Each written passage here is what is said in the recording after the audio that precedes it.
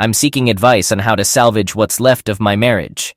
To maintain privacy, I'll use the name James for my husband. Our journey began during our second year of community college. I completed a 2-year degree in office management, while James pursued a 4-year degree in business administration from a university that offered remote classes at the community college. Currently, I'm 26 years old, and James is 27. We had plans to start a family later this year, envisioning 4 kids, ideally 2 boys and 2 girls. Our marriage was a happy one, and both our families held us in high regard. However, here's where I made a terrible mistake. I formed a close relationship, which some might label a work husband, but in my situation, it was with a delivery driver from one of the major delivery companies who frequently visited our office. Let's call this person Jaden for confidentiality reasons. Jaden, 25 years old and single, had been delivering to my workplace for nearly 2 years. From our first meeting, there was a certain chemistry between us. Not necessarily romantic, but an undeniable connection.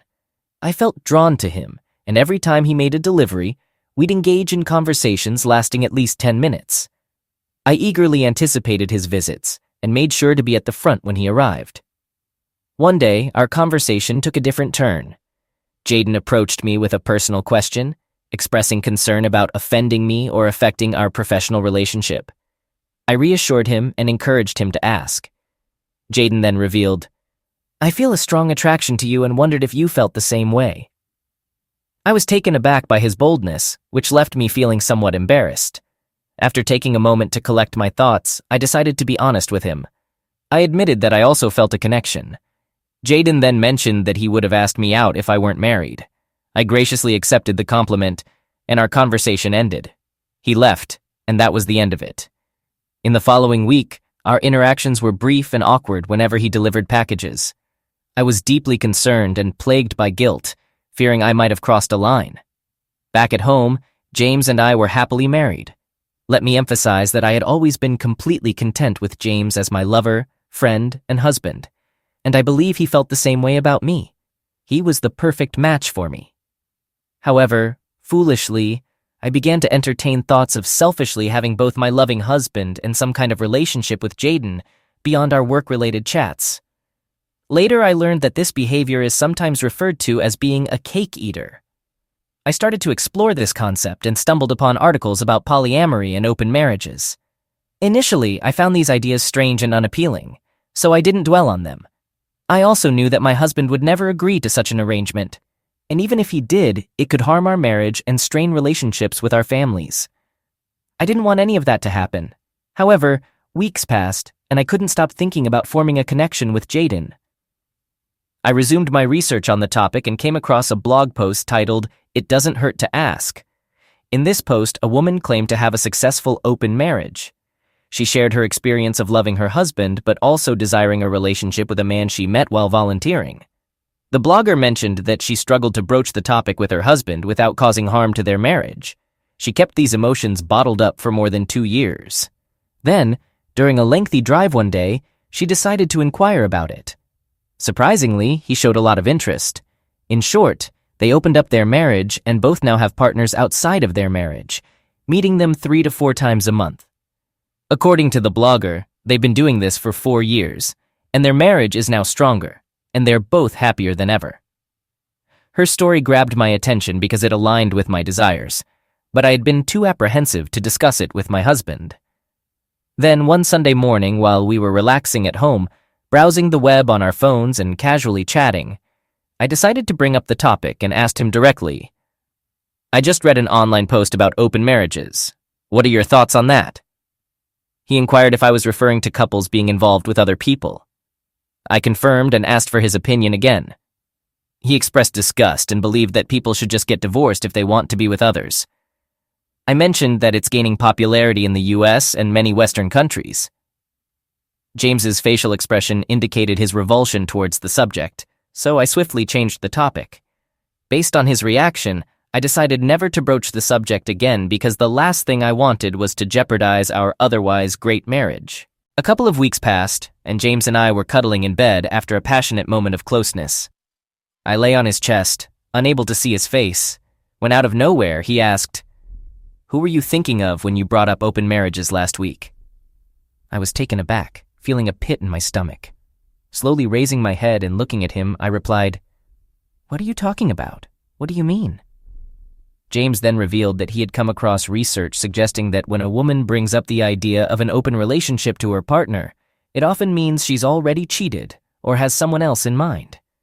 His revelation stunned me, deeply shaking me. James noticed the impact of his words and said, "I know you too well. I can sense you're hiding something. So be honest." I fell silent, averted my gaze, and eventually confessed that I had never cheated on him and had no intentions of doing so.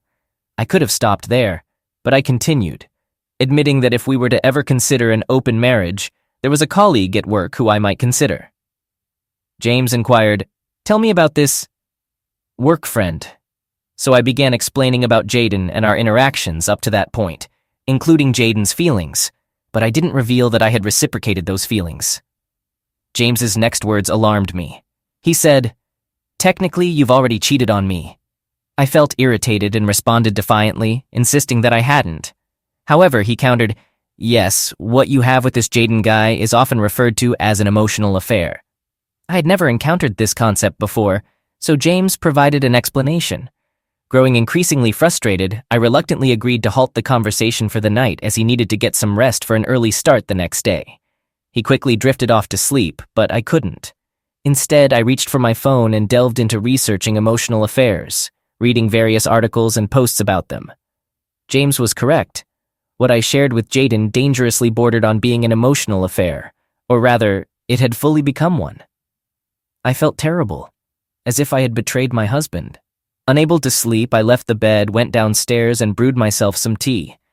I eventually drifted off to sleep on the couch around 4 a.m. At approximately 6:45 a.m., James roused me with a kiss, letting me know he was heading to work, and it was nearly 7 a.m., signaling it was time for me to start my day. As usual, I returned his affection and told him I loved him. However, this time I placed even more emphasis on my feelings, though my mind was clouded with guilt regarding Jaden. Several days passed, and once again we were lying in bed after being intimate when James suddenly mentioned that he'd be open to the idea of an open marriage if it was something I truly desired. I was taken aback and asked, "Why are you bringing this up now?" He explained that he had been contemplating our discussions and thought that if we were interested, we should give it a try while we were still young. I showed interest but made it clear that I would never jeopardize our marriage or the love we shared, as he was the most important person in my life. James responded by saying, "If our love is strong, it will endure even if infidelity is involved." I countered by pointing out that a mutual open relationship wouldn't be considered infidelity, since we would both be consenting to it. Instead of commenting on that, he simply stated, "Let's consider our marriage open, starting from this moment."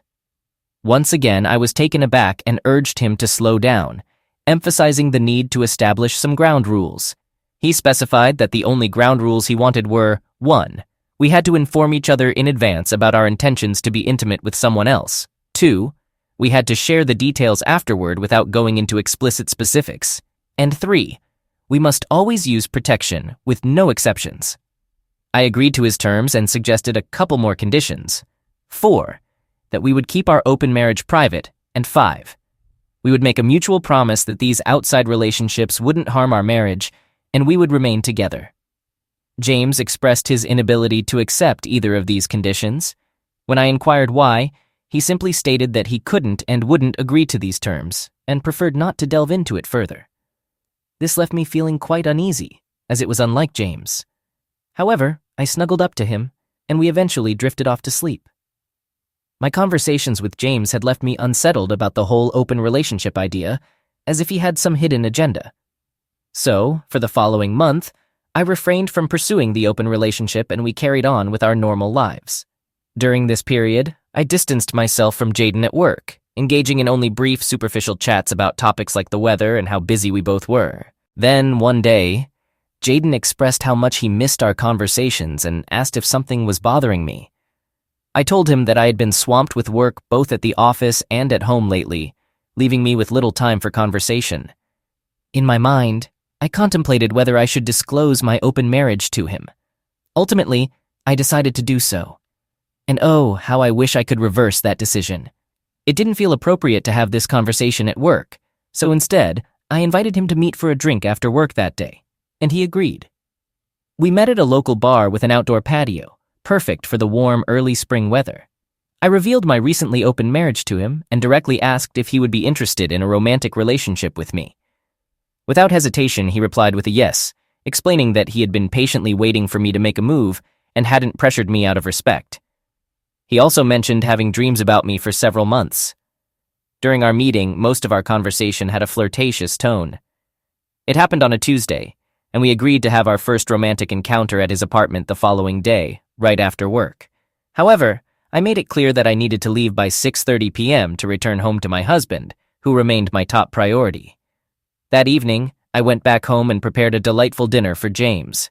After we had dinner, I talked to him about my conversation and meeting with Jaden earlier that day. We had scheduled a date for the next day after work at Jaden's place, but only if James was still comfortable with our open marriage plan. His response was somewhat surprised. "Oh, okay, so you're going to meet him tomorrow?" I confirmed, but I assured him that we could still cancel if he wasn't okay with it, emphasizing that he and our relationship were my primary concerns. He responded, "No, let's go ahead with it." We hugged, but his embrace felt stiff and distant, unlike our usual warm embraces. I attributed it to nerves. That evening, we didn't talk much because he was busy with work in his home office, and I had tasks of my own in my home office. When we went to bed, I tried to initiate something by cuddling with him, but he mentioned that he was too tired and needed rest. The next morning, when I woke up, James had already left. He left a text explaining that he had an early meeting, which he had forgotten to tell me about, and he mentioned that he'd see me that night. This was unusual for him, but I didn't dwell on it and continued with my usual routine of getting ready and going to work. I picked out a cute outfit that day, knowing that Jaden and I were going to meet right after work. Throughout the day, I sent messages to James but received no responses. I started to contemplate canceling my date with Jaden once again. Looking back on my story, I truly wish I had. Then, at 4:17 p.m., I received a text from James. He sent a message expressing his love and confirming our plans to see each other that night. This message provided me with a sense of relief, and I interpreted it as his approval to proceed. Now let's get right to it. Jaden and I met, and the closeness was enjoyable. It didn't quite match the level of satisfaction I have with James, and there were no feelings of love involved. However, it was fulfilling, mostly due to the intense desire and the forbidden nature of our actions. I left his place after about an hour and a half, arriving home just after 6:40 p.m. To my surprise, James wasn't home yet. I didn't mind, as it gave me the opportunity to shower and toss my clothes in the washing machine to get rid of the scent of Jaden's cologne. I didn't want James to notice it. Despite the fulfillment, I carried a deep sense of guilt, shame, and remorse. I felt unclean and had a significant internal struggle, making me quite nervous. I decided to quickly prepare a nice dinner for James, lighting some candles to set a romantic atmosphere. I wanted to ensure he understood how much I loved him, and that closeness with Jaden meant absolutely nothing to me. It was purely physical, and nowhere near the level of emotional and satisfaction I experience with him. I was hoping our evening would end with closeness. I understand some of you might find this selfish and unpleasant, but please remember that I took precautions during my encounter with Jaden, and no body contact of any kind occurred. By 7:30 p.m., James still hadn't returned home. I tried calling him, but it went straight to voicemail, so I sent him a text message, letting him know I was home and had dinner ready. However, I received no response from him. As it approached 8:50 p.m., I started to worry. I continued calling, leaving messages, and sending texts. Around 9:30 p.m., I received a text from him saying not to wait up, as he would be home late. I responded by asking where he was and who he was with, but he didn't reply. I was completely worn out and fell asleep sometime after midnight. I woke up to the sound of the shower running in the spare bathroom and decided to investigate. The door was locked, which was unusual for James. I knocked, but he didn't respond. About 10 minutes later, James came out with a towel around him and casually asked me how my night was. I told him it was fine, but then he directly inquired, "Did you have an intimate encounter with Jaden?" I requested that he not use that term, but I admitted that yes, Jaden and I had been together. I then asked him where he had been. He explained that he had spent the night at several bars and had gone dancing. I questioned who he was with since I could detect the scent of perfume on his discarded clothes. I inquired, "Who is this, her?" He said that since they hadn't been close, he didn't feel the need to tell me who she was. I can't repeat his exact words here, but I can say that he never used offensive language with me. However, his way of speaking and the choice of words left me very concerned. I then asked him why he had used the guest bathroom to shower, and he informed me that he would be using the guest bedroom and bathroom until I took 2 STD tests. His words crushed me, and I replied, "What? This wasn't part of our agreement. I made sure Jaden used protection for everything we did." He responded, "Haven't you heard of oral HPV or oral herpes? I won't be within 6 feet of you until you're cleared. Consider it my version of social distancing." I was incredibly upset and in tears. I told James that I wanted to end our open marriage because this was the last thing I had wanted to happen. James responded, "No way, you had your opportunity, and now it's my turn." Upset and still crying, I watched as he simply stated that he was going to bed due to an early meeting and the need for rest. I spent most of the night crying, eventually falling asleep on the couch. When I woke up, James had already left. He sent me a text saying not to wait up for him. I tried calling him, but he didn't answer. I sent texts and left messages all day, but he never replied. I felt sick and like I was losing my mind, thinking I might have ruined my marriage. We didn't have any deliveries that day, so I didn't see Jaden. However, I called him at 4:30 p.m. and asked if we could meet later. He agreed and noticed that I sounded upset. I admitted I was and said we could discuss it when I got to his place. We met and I told him I wanted to end our relationship. I confessed that it was a huge mistake because I loved my husband and wanted only him. I explained the situation, and he understood. The only thing he requested was one more encounter, after which he'd only interact with me for work. I agreed, and we had a very brief encounter, just a simple, short moment that lasted less than 10 minutes. Afterward, he commented, "That was terrible. You just laid there like a tree trunk." I apologized, acknowledging that this whole thing was a huge mistake, and it wasn't his fault. I got dressed, gave him one last hug, and left. Before I left, Jaden said, "I'll never understand women like you." I asked him what he meant by that comment, and he simply replied, "Nothing, no comment," with a disgusted look on his face. I drove home crying the entire way. How could I be so foolish? I wrecked my marriage, and for what? For absolutely nothing. I felt like the most idiotic person on the planet, and once again, I just felt tainted. James didn't return home until 1 a.m. that night. I felt terrible, knowing that I had single-handedly ruined my life. On Friday, James did the same thing, leaving before I even woke up and sending me a text that said, "Don't wait up for me." The emotional distance and coldness were devastating to me.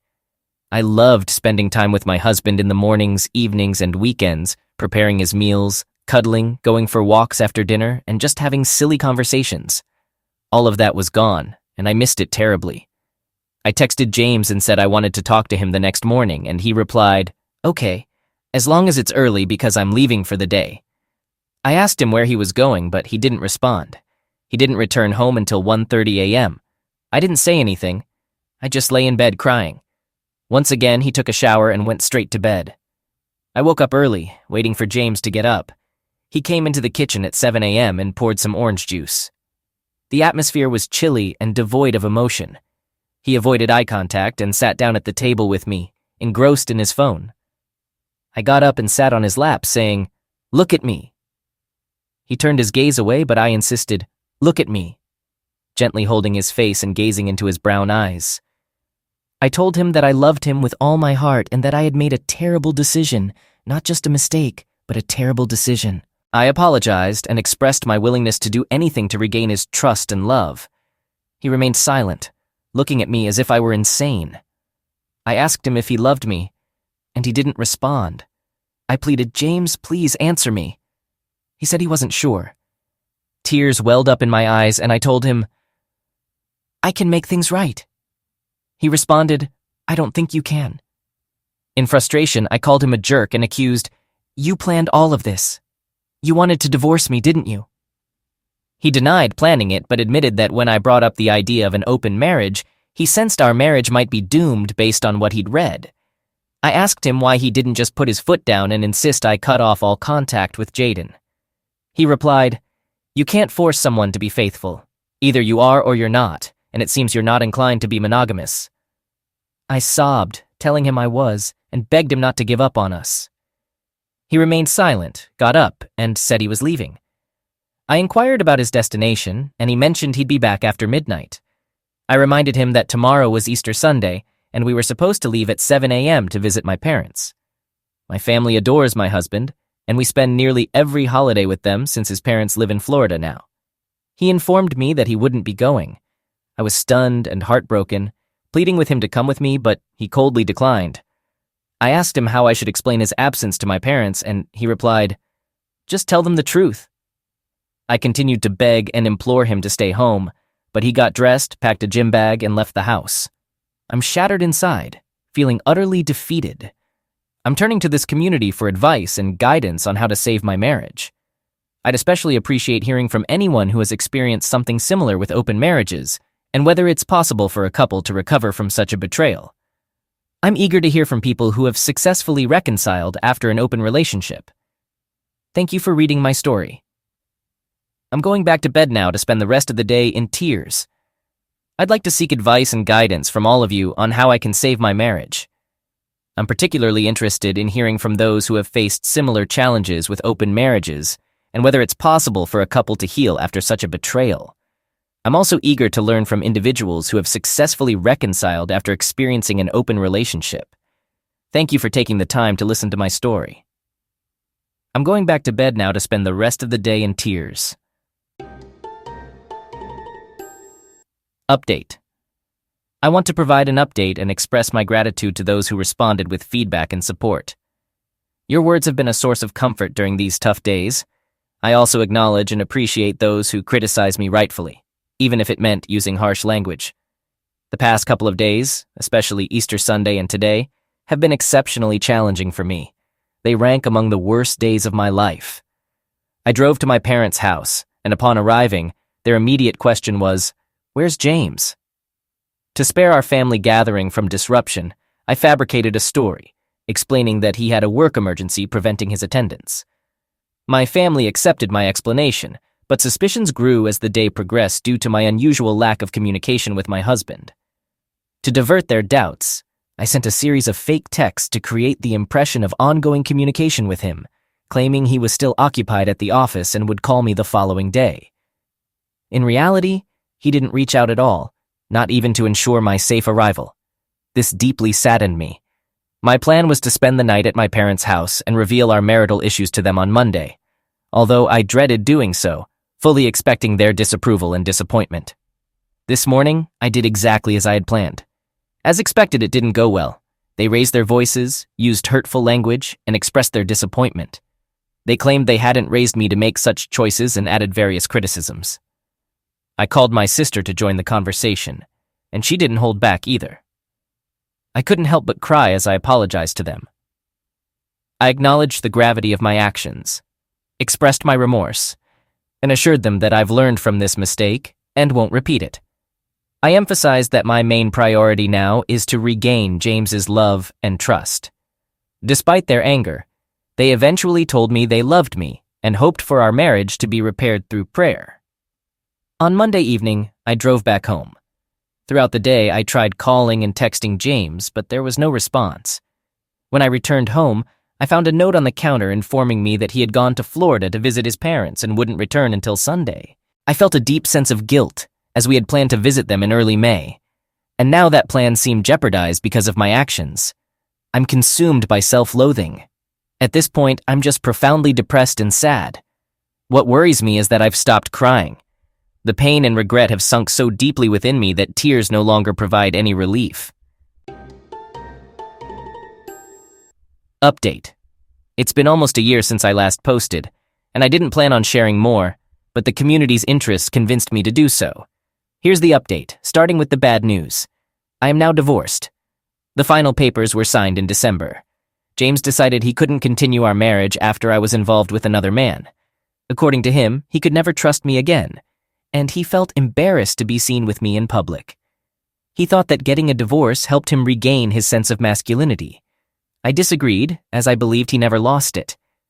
The only ones who know about my brief connection with Jaden are our families, but I suppose it's his perspective. Now for the good news, or rather, the great news. James and I started dating again last month. We officially got back together on Valentine's Day. And it's been wonderful. We see each other only when he wants, which has been about once a week. But our passion has been incredible, even higher than when we first met 7 years ago. However, James has made it clear that this is purely physical, and we will never be married again, live together, or be a couple. I'm not entirely okay with this, but I'm willing to accept what I can get. My main goal is to win back James, and if that doesn't happen, I would like to have his children. Please don't misunderstand me. I would never try to trap him into parenthood. I just genuinely want to have kids with him. I've thought about how we could share custody and make it work without being married. I know it might sound unconventional, but my love for him is strong, and I don't want to have children with anyone else. I'm aware that this could potentially complicate any future relationships I might have with other men, but James is the one I truly want. That's all I have to share for now, and I probably won't post again unless something significant happens. However, I would greatly appreciate your feedback on my situation. Do you think I'm crazy for continuing to date James? Should I consider moving on and starting a family with someone else instead? P.S. Jaden is not an option and never was. He was a mistake I won't repeat. Thank you for your input. All right, that was a fun story. Now let's move on to another exciting one. Stay tuned and let's dive in. I travel for work, moving between 3 different states approximately every week. I spend a week at one job site, then move on to the next, and this can vary depending on the travel date, location, and job duration. I don't have children, and I'm not in a serious relationship. I met a woman named Gina a little over a year ago. She happened to be at a bar that some of my coworkers like to visit after their shifts. I went to buy drinks for our group, and I noticed she was also getting a drink. We struck up a conversation, introducing ourselves, and ended up talking for most of the night. However, we left things at the bar. We had a few more conversations over the course of a month, all at the same bar. Initially, she mentioned that she was divorced and not interested in anything serious. This later evolved into her preferring something casual and fun. Given the nature of my job, which involves a lot of travel and an unpredictable schedule, I agreed to keep things casual. We exchanged phone numbers, and that was the extent of it. Typically, we would meet up around 4 to 8 times a month. Over the past year, most of our encounters took place at the hotel where I stayed during work trips. Gina explained that she lived far away, making me a more convenient and safer option. I didn't have any reason to doubt her, as she was consistently available, spent nights and weekends with me, and wasn't overly attached to her phone. It was a fun and connected experience for us. However, everything changed last night. While we were hanging out and running errands together, we heard someone in a store call out Gina's name. Her demeanor shifted, red flag #1. It turned out to be an old friend of Gina's from work. They exchanged a few words, and when the friend asked about me, I politely introduced myself. Then the friend inquired about how Gina and I knew each other. Gina quickly responded, "He's an old friend from the town she grew up in, red flag #2. Then the lady asked Gina, "What is David up to?" During another uncomfortable moment, red flag #3, Gina mentioned something about David doing fine and being busy with work, but she clearly didn't want to discuss it. David is presumably her ex-husband. They wrapped up the conversation quickly, and I went back to shopping. Once we left the store, I asked her what that was all about. She brushed it off, claiming it was nothing, and that she wanted to move past it, red flag #4. She seemed distant on the way back to the hotel. It was evident that her mind was somewhere else, red flag #5. I inquired if she was okay, and she replied with a curt, "Yes." Then she abruptly ended the evening with a flimsy excuse and left, red flag #6. Initially, she was supposed to see me off this morning. Up until this point, I hadn't considered the possibility that she might have lied about being divorced. I attempted to find her on social media, but couldn't locate her under the name I knew, red flag #7. There was a private account that might have belonged to her, but it had a different last name. Unfortunately, I couldn't investigate further due to the account's privacy settings. I'm currently on my way to a different work site and won't be back for around 15 days. She hasn't responded to my text asking if everything is all right or what's going on. The situation is strange and doesn't feel right. I'm not sure what steps to take. Additionally, I undergo regular testing and have always tested negative for any health concerns. Additional information. I don't believe I can access her phone records. I tried searching her number online, but I didn't find any significant information. I do know where she works, but I'm unsure about her specific department. Her workplace is about a 45-minute drive from our usual meeting place. If I attempt to call, I would need her specific extension, or I'd be routed through an automated phone system. What surprises me is that this was the first time I didn't intentionally make a move or flirt. It felt like the conversation flowed naturally without any awkward moments. I don't think there are multiple people involved in this affair. There might be a husband, possibly named Dave. As I mentioned, she didn't use her phone much or take calls when I was around. She never concealed her phone and was always accessible. If she had multiple partners, I don't think she would have been so comfortable with all of this. I've been cheated on before, which is why I took the job I currently have. And it's also why I made this post. I never wanted to be the person someone cheats with. One challenge I'm facing is that I don't know where she actually grew up. Her dad was in the military and they moved around every couple of years. I'm not sure where she graduated from. However, I do know that she didn't lie about this part. Also, we always met up in the town or somewhere nearby. She mentioned that she never changed her name during the marriage or divorce, and it had something to do with her dad's strong belief in the importance of a last name. Reflecting on it now, there were many red flags that I either didn't investigate or didn't pay much attention to at the time. My mind was usually preoccupied with other pressing matters. I'm still feeling confused and hurt. I'll see what happens when I return and if she disappears. Update. Hello everyone. I appreciate your comments. They have been helpful.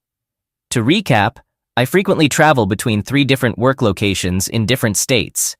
Over a year ago, I met Gina. We essentially had a friends with benefits arrangement with hints of something more. During our last encounter at a grocery store, a former coworker called her out and asked about David, a name I had no knowledge of.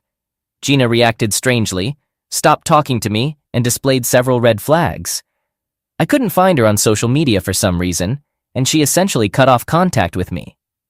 So I recently returned to our usual meeting spot, the bar. And to my surprise, she was there. I noticed her talking to a guy. When she spotted me, she briefly smiled and then looked concerned. She came over to me, apologized again, and wanted to talk. To sum up our lengthy conversation, she's married to a man named David. She had lied about her last name and blocked me on social media. She explained that she was surprised by her feelings for me and didn't want to hurt me, which is why she initially concealed the truth.